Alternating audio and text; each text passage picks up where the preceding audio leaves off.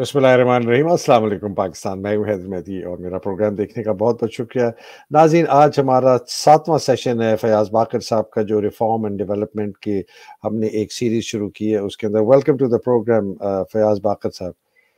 बहुत बहुत शुक्रिया। बड़ी मेहरबानी फयाज़ बाकर साहब। वो इतनी चीज़ें इन पैरेलल हो रही हैं पाकिस्तान में। अभी वो तकरीबन इंटरिम प्राइम मिनिस्टर की सुलह है, नामजदगी शायद हो गई है, हफीज शेख बन चुके हैं।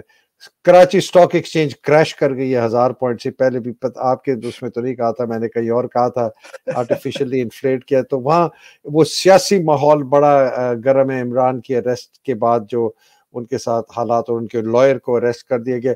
लेकिन हमारी बात जो है, हम वो जो है पौधा लगाने के बाद इंतजार कर रहे हैं कि पौधा कब होगा। और एक टैक्टिकल बैटल भी चल रही है, दंगा फसाद, बॉक्सिंग मैच भी सियासत में चल रहा है। वो उसके लिए मैं एक सेपरेट अपने व्लॉग्स करता हूं। तो लोगों को मैं बताना चाहता हूं कि जो मैं और फयाज बाकर साहब कर रहे हैं, हम ये गोडी कर रहे हैं। गोडी करके हम पनीरी लगा रहे हैं। पनीरी लगा के लोगों की सोच में तब्दीली ला रहे हैं, उनको आइडियाज दे रहे हैं कि आपने इस निज़ाम को किस तरह तब्दील करना है।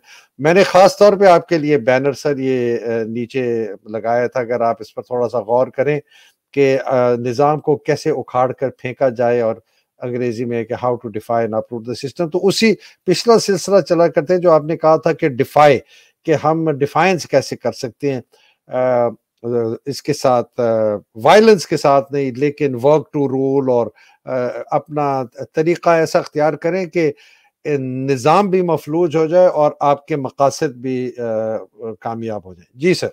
जी, बहुत शुक्रिया हैदर मेहदी साहब, जो आपने इसका खुलासा किया है। बुनियादी जो पैगाम मेरा है कि सिर्फ दस्त तो बाजू की कुव्वत से आप इस निज़ाम को नहीं उखाड़ सकते, इल्म की कुव्वत से इस निज़ाम को उखाड़ सकते हैं। इल्म की रहनुमाई में अगर दस्त तो बाजू चलेगा तो उसके नतीजे निकलेंगे। अगर इल्म की रहनुमाई में नहीं होगा तो वो चेहरे बदल जाएंगे, वो काम वैसे ही चलता रहेगा जैसे था। वाह वाह, क्या बात की। हाँ, ये बुनियादी बात बताना ज़रूरी है। और इल्म के जो है तरीका, वो बड़ा ठंडक का तरीका होता है, क्योंकि इल्म को अल्लाह ताला ने हर चीज़ पे गालिब किया है। इसीलिए हमारे नबी करीम सल्लल्लाहु अलैहि वसल्लम ने कहा था कि मैं इल्म का शहर हूँ, अली उसका दरवाज़ा है। वाह वाह। उनका जो हमें वर्षा मिला है, आपको पता है कि जो मुशरिकीन थे, मुखालिफ थे हमारे नबी करीम सल्लल्लाहु अलैहि वसल्लम को, उनके लिए जाहिलीन का लफ्ज़ इस्तेमाल किया गया। जाहिलीन। जी हाँ, तो नबी करीम सल्लल्लाहु अलैहि वसल्लम इल्म की ताकत लेके आए थे। उनके पास जोल की ताकत थी, तलवार भी थी, दौलत भी थी, इख्तिदार भी था, सब कुछ था। तो अब मैं आपको एक कहानी सुनाने लगा हूँ कि इल्म की ताकत से इन्हिसार करना और इल्म की ताकत को ना समझना, उसमें थोड़ी सी कोताही करना, उससे क्या फर्क पड़ता है। ये कहानी शुरू होती है जनरल परवेज मुशर्रफ के इख्तिदार में आने से। जब पहली दफा पाकिस्तान में चीफ एग्जीक्यूटिव ने इख्तिदार संभाला, यानी पाकिस्तान एक कंपनी बन गया और वो उसके चीफ एग्जीक्यूटिव के तौर पे आ गए। ये अलामती तौर पे बड़ी अहम बात थी, क्योंकि पाकिस्तान में हर चीज़, जिस तरह मार्क्स ने कहा था, आने टके पाई में तब्दील हो गई है। सियासत भी कारोबार बन गया, तमाम सियासी पार्टियां लिमिटेड कंपनियां बन गई हैं, और रियासत भी कारोबार बन गई है, क्योंकि रियासत में जिन्होंने संभाला रियासत का इख्तिदार, वो चीफ एग्जीक्यूटिव, उन्होंने अपने आप को कहना शुरू कर दिया। दूसरे मामलात भी वो आने टके पाई में बदल गए। तो जब जनरल मुशर्रफ साहब हुकूमत में आए तो उन्होंने अपनी काबीना बनाई। उसमें उमर असर खान साहब को उन्होंने अपना काबीना में शामिल किया। उनके वज़ीरों में से एक वज़ीर वो थे। मेरा उनसे बहुत कुर्बत और मोहब्बत का ताल्लुक़ था। बहुत ईमानदार और बाज़मीर इंसान थे, बासूल खरे आदमी थे, और एक खरे आदमी की तरह वो तज़ब्ज़ुब में थे कि ये मैंने फ़ैसला सही किया या गलत किया, आया मुझे इस काबीना में शामिल होना चाहिए था या नहीं होना चाहिए था। बुनियादी तौर पे वो अवामी आदमी थे और अवाम के रसूल की सियासत करने वाले आदमी थे। تھوڑا سا بتاتا چلوں، میں بہت قریبی میرے دوست تھے، اچھا اور جب میں نے فوج چھوڑی 1981 میں، پہلی چیز میں نے کی تحریک استقلال جوائن کی، اور ہاں اس کے کچھ ایک عرصے ڈیڑھ سال کے بعد میں ان کی استقلال یوتھ لیگ کا وائس پریزیڈنٹ بن گیا تھا، اچھا اور میں نے عمر کے ساتھ بہت قریب سے ہماری بہت قربت تھی. جی سر جی پلیز. جی. تو یہ بڑا پیار محبت کا تعلق تھا عمر کے ساتھ. تو میں غالباً پہلا آدمی تھا جس نے فون کر کے عمر کو مبارکباد دی وفاقی وزیر بننے پہ. تو عمر نے کہا یار مجھے پتہ نہیں، میں تو ابھی تک تذبذب میں ہوں کہ میرے دوست مجھے سوال کریں گے تم نے یہ کیا کیا ہے، کیوں کیا ہے، لیکن تم نے مجھے فون کیا. میں نے کہا نہیں، یہ جو تمہیں موقع ملا ہے اس موقع کو عوام کی خدمت کے لیے اور عوام کی قوت کے لیے استعمال کرو، تمہاری وفاداری عوام کے ساتھ ہے. تو اب اس میں ایک واقعہ میں آپ کو سنانا چاہتا ہوں. عمر کیونکہ وزیر ماحولیات بھی تھے اور مقامی حکومت اور دیہی ترقی کے وزیر بھی تھے، تو انہوں نے ایک ایڈوائزری کمیٹی بنائی ماحولیات کے لیے، اس کا مجھے ممبر بنایا، اور لوکل گورنمنٹ اور رورل ڈیولپمنٹ جو ہے مقامی حکومت اور دیہی ترقی، اس کی وہ مجھے بلایا کرتے تھے جب کوئی پروگرام کرتے تھے. تو انہی دنوں میں تسنیم صدیقی صاحب نے مجھے کہا کہ اور عارف حسن صاحب نے بھی، دونوں نے الگ الگ، کہ عمر اکثر خان صاحب سے ہماری ملاقات کروائیں تاکہ ہم ملک میں پالیسی کی سطح پہ کچی آبادیوں کے بارے میں بات کر سکیں، قومی کچی آبادی پالیسی کے سلسلے میں. تو ہم نے ایک میٹنگ کی، اس میں تسنیم صدیقی صاحب بھی آئے، باقی جو ہے بیوروکریٹس انہیں بھی بلایا گیا، اس میں میں شامل ہوا. اس زمانے میں جاوید اشرف قاضی صاحب شاید جی وہ جی کمیونیکیشن کے وزیر تھے، ٹھیک ہے، جی جی جی اور جو ISI کے سابقہ سربراہ بھی رہے تھے، جی جی جی اور ریلوے ان کی تحویل میں تھا. جی جی انہوں نے یہ نقطہ نکالا کہ ریلوے خسارے میں جا رہی ہے، اس خسارے کو دور کرنے کا ایک طریقہ یہ ہے کہ جو ریلوے کی زمین پڑی ہے، خاص طور پہ جہاں پہ کچی آبادیاں بنی ہوئی ہیں ریلوے کے مزدوروں نے، غریب لوگوں نے، ان کو اکھاڑ دیا جائے. اور انہوں نے ایک رائل پام گولف کلب بھی بنا دیا، کوڑیوں کے بھاؤ وہ دے دیا کسی ملیشیا کی کمپنی کو. جی بالکل بالکل. تو یہی کام وہ کراچی اور راولپنڈی میں کرنا چاہتے تھے. تو راولپنڈی میں جو لوگ تھے ان سے براہ راست رابطہ تھا عمر کا. کچھ شعلہ بیان پروفیسر حضرات بھی تھے اور لوگ جو کہتے تھے کہ نعروں سے اور جوش سے وہ یہ مسئلہ حل کیا جا سکتا ہے. اچھا، تو وہ کابینہ میں مسئلہ آیا اور عمر اکثر خان اور جاوید اشرف قاضی صاحب کا آپس میں مکالمہ ہوا. کراچی میں بھی یہ مسئلہ ہوا.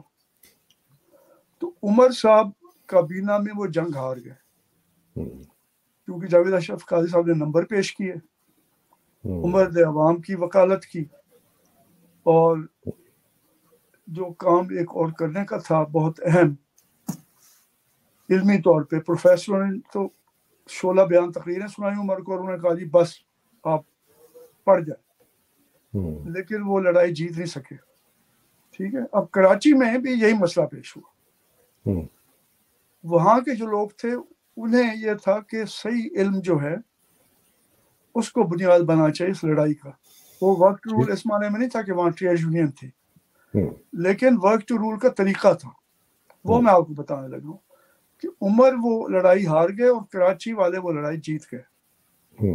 ان کا موازنہ کرنے سے آپ کو فرق پتہ چلے گا کہ ایماندار اور باضمیر ہونا، جوش اور جذبے سے کام لینا، اور عوام کی دست و بازو کی قوت کو ابھارنا وہ ٹھیک ہے، لیکن کس علم کو آپ کام میں لاتے ہیں، اس سے کیسے رہنمائی کرتے ہیں. ٹھیک. کراچی میں یہ ہوا، ان دنوں یہ مسئلہ چل رہا تھا کہ کراچی سرکولر ریلوے بنائی جائے. سرکولر ریلوے بنی ہوئی تھی، اس کو بڑے پیمانے میں لوگوں کی ٹرانسپورٹ کا ذریعہ بنا جائے، میس ٹرانسٹ کا. اسے استعمال کیا. اس کراچی سرکولر ریلوے کے دونوں طرف لوگ کچی آبادیاں تھیں, ہزارہ خاندان آباد تھے. تو جاوید اشرف صاحب کی وہاں بھی نظر پڑی, اور جو مافیا تھا جسے کہتے ہیں بلڈرز, پلانرز, کانٹریکٹرز مافیا, ان کی بھی نظر تھی کہ یہ تو ترنے والا ہے, یہاں پہ اس زمین پہ قبضہ کرنا چاہیے. تو جاوید اشرف قاضی صاحب نے حکم دیا کہ یہاں سے کچی آبادیوں کو اکھاڑ دیا جائے, جیسا کہ انہوں نے پنڈی میں کیا. ریلوے جو ہے وہ بڑی دلچسپ کہانی ہے آپ کے تمام سننے والوں کے لیے, میرے دوستوں کے لیے, بھائیوں کے لیے, بچوں کے لیے. انہوں نے یہ کیا, ایک ادارہ ہے اربن ریسورس سینٹر, جس میں پروین الرحمان, عارف حسن صاحب, اختر حمید خان کے دوسرے شاگرد وہ شامل تھے. انہوں نے اب سوچا کہ اس کا توڑ کیسے کیا جائے. جو جواز بنایا تھا, میں نے پچھلے ایک پروگرام میں کہا تھا کہ اختر حمید خان صاحب کہتے تھے کہ این جی او کا کام وکیل کا کام ہے, اس سے وکیل کی طرح سے کیس بنانا چاہیے, جج کا کام نہیں ہے اس کا, ٹھیک ہے, نہ مدعی کا کام ہے, مدعی تو عوام ہے, آپ وکیل ہیں. تو جب ہم کہتے ہیں جی ورک ٹو رول, تو ہم کہتے ہیں کہ جی علم سے کام لیں. تو ہوا یہ کہ ریلوے کا قانون یہ ہے کہ 2 سے 3 میٹر زمین جو ہے ریلوے کی پٹڑی کے دائیں بائیں, اس میں آپ کوئی تعمیر نہیں کر سکتے. اس کو انہوں نے بنیاد بنایا کہ یہ جو کچی آبادیاں بنی ہیں یہ اس 2 سے 3 میٹر کے فاصلے کے اندر بنائی گئی ہیں, اور یہ ریلوے کی زمین پہ قبضہ ہے, تو اس کو ہم صاف کر رہے ہیں. یہ قانونی طور پہ ریلوے کا حق بنتا ہے. تو ان ہمارے دوستوں نے بڑا زبردست کام کیا. انہوں نے ایک ٹیم بنائی کہ تم جاؤ پوری کراچی سرکل ریلوے کی پٹڑی کا سروے کرو, اور وہاں پہ کچی آبادیوں کے علاوہ کیا کیا موجود ہے ان کی تصویریں لو, ان کا فاصلہ نوٹ کرو. انہوں نے ایک نقشہ بنایا, ایک تصویر, جو اس وقت نہیں, میں بعد میں آپ کوشش کروں گا بھیج دوں گا, لوگ اسے دیکھ لیں. انہوں نے دیکھا Atlas, Honda, Coca Cola, multi national کمپنیاں بے شمار اس فاصلے کے اندر ان کی ہائی رائز بلڈنگ بنی ہوئی تھی. واہ واہ, ٹھیک ہے. انہوں نے وہ جو پٹڑی تھی اس کے گرد تصویریں لگائیں بلڈنگز کی, اور فاصلہ لکھا اور پوسٹر بنا دی. اور وہ پوسٹر بنا کے وہ ان کو لوگوں کے ہاتھ میں وہ ڈنڈا دے دیا علم کا, اس سارے علاقے میں تقسیم کر دیا. انہوں نے کہا کہ یہ تمہاری کچی آبادی اکھاڑ رہے ہیں, انہیں کہو پہلے ان کو اکھاڑے, کیونکہ یہ بھی اتنے فاصلے میں آتی. اب مافیا ان سے نہیں لڑ سکتا تھا, نہ جاوید اشرف قاضی صاحب ان سے لڑ سکتے تھے. یہاں تو قانون صرف غریبوں کے لیے ہوتا ہے نا, امیروں کے لیے, بااثر لوگوں کے لیے نہیں ہوتا. لیکن جب غریب یہ کہ جی آپ قانون نافذ کر رہے ہیں, تو پھر یہ دیکھیں کہ اس قانون کی زد میں یہ بھی آتے ہیں اگر ہم آتے ہیں. اچھا, ان کچی آبادیوں میں تمام سیاسی پارٹیوں کے لوگ تھے ہمدرد. جیسے میں نے آپ سے پہلے کہا ہے کہ یہ ایک پارٹی یا ایک ادارہ کام نہیں کر سکتا. اس میں ایم کیو ایم کے بھی تھے, شاید عوامی نیشنل پارٹی کے بھی تھے, پیپلز پارٹی کے مختلف جماعتوں کے. ان میں تقسیم ہوا, وہ اپنے کاؤنسلز کے پاس گئے, انہوں نے ہنگامہ کھڑا کر دیا. میڈیا میں یہ بات آئی, جو غیر سرکاری تنظیمیں تھیں ان میں یہ بات آئی. اتنا شور و طوفان اٹھا کہ جاوید اشرف قاضی صاحب کو جو کہتے ہیں اپنے کان لپیٹ کے واپس جانا پڑا. اب یہ 2 لڑائیاں ہیں. میں یہ آپ کو بتانا چاہتا ہوں, عمر اثر خان انتہائی پڑھے لکھے آدمی تھے, با اثر آدمی تھے, کابینہ میں تھے, لیکن وہ اپنا کیس اس طرح سے تیار کر کے نہیں گئے تھے. انہوں نے جو ہے یو آر سی والوں نے اپنا کیس اس طریقے سے تیار کیا, اور لوگوں کو کہا کہ ہمارا کام ہے آپ کو علم کی طاقت دینا, آپ کا کام ہے اپنی لڑائی لڑنا, لیکن جب تک وہ جو علم کی طاقت ہے صحیح وہ آپ کے پاس نہیں ہوگی, آپ اپنی لڑائی لڑ نہیں سکتے. بہت آپ نے بڑی اچھی بات کی. میں تھوڑا سا ایک کامنٹ دینا چاہتا ہوں, اور اس پر پلیز اگر آپ تھوڑا اس کو الیبوریٹ کریں.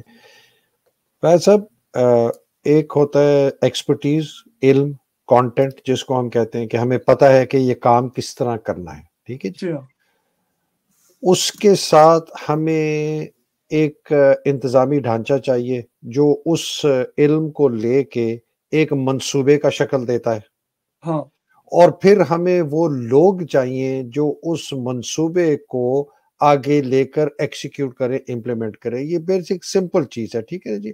جی جی ایکسپرٹیز، طریقہ کار، تنظیمی ڈھانچہ اور لوگ. اربن ریسورس سینٹر جیسے ماشاءاللہ جو ایک تنظیمی ڈھانچہ تھا جس کے اندر ایکسپرٹیز بھی تھی، علم بھی تھا، تنظیمی ڈھانچہ بھی تھا، لوگ بھی تھے، اور انہوں نے اس علم کو استعمال کیا. ہمیں آپ سے پوچھنا یہ ہے کہ اس قسم کے اس وقت کون سے تنظیمی ڈھانچے موجود ہیں جو ہم اس کو لے کے ان سسٹم کو ڈیفائی کر کے اور اپنی جنگ جیت سکے. ہاں میں یہ کہہ رہا ہوں کہ وہ غیر سرکاری ادارہ ہے یو آر سی، اور ہمارے ملک میں ہزاروں غیر سرکاری تنظیمیں ہیں جو اس طرح کا کام کر رہے ہیں. اچھا، انہوں نے اپنے پیچھے عوام کی قوت کو لگایا، لیکن قیادت جو ہے وہ دست و بازو والی وہ عوام کے ہاتھ میں دے دی. علمی قیادت اپنے ہاتھ میں رکھی، فکری، ٹھیک ہے.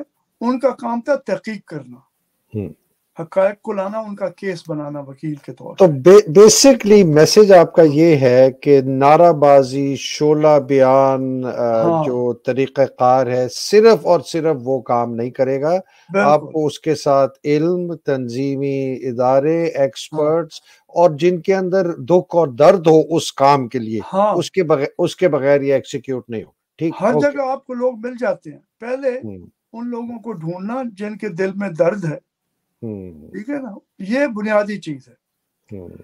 وہ آپ سے کوئی کنسلٹنگ کے پیسے نہیں مانگیں گے، کوئی ماہرین کی تنخواہ نہیں مانیں گے. کہ بہت سارے وکیل تھے کراچی کے، اس میں شامل تھے، صحافی تھے جن کے دل میں درد ہے. میں کیونکہ ماننے والا ہوں روحانیت کا، تو حضرت بابا فرید گنج شکر کے پاس جب لوگ دعا کے لیے جاتے تھے تو انہیں ایک ہی دعا دیا کرتے تھے کہ اللہ تمہیں درد دے. اللہ، بالکل بالکل. ٹھیک ہے نا. جب تک ہاں جب تک آنسو نہیں نکلیں گے نا کام نہیں کر ہاں سکتے. آپ کو درد نہیں ہوگا، آپ کو وہ چیزیں نظر ہی نہیں آئے گی. اچھا فیض باقر دعا ہر صاحب، کسی کے لیے مانگنی چاہیے. جو غاصبانہ قوت لے کے بیٹھے ہیں ان کے لیے بھی یہ ہے کہ اللہ انہیں درد دے، شاید ان کی اللہ کمریں پلٹ اللہ جائیں. ان کو درد.